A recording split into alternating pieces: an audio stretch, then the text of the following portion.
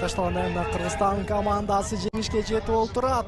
Жана Рустам Тыналиев Кыргызстандын желегин бийикке көкөлөтүп мына ушундай желбирет бара жатат жана биздин оюнчулар татыктуу жеңишке жетип отурат. Ардактуу көз көрүүчүлөр, калыстарыбыз кандай болуш керек экенин көрсөттү. Ал эми ушул федерациянын ишин кандай алып барыш керек экенин дагы көрсөтүп отурат жана бул көкбөрү Кыргыздын оюну экенин биз дүйнө жүзүнө жар сала алдык. Болгону ушул биздин көкбөрүнү эми көкпарды өзгөрткөндөн болгону эрежелерибизди дагы дал ушул биздин калыстар сыяктуу тейлеп бере турган болсо, анда биз тууган казактарга өтө бир ыраазы болмокпуз. Бирок ал нерсени кыла албады. Дүйнө эли кыргыз ким экенин көрдү жана кыргыз элине эч ким дал ушул ат оюндарынан туруштук бере албай тургандыгы дүйнө жүзүнө дагы бир ирет далилдеди.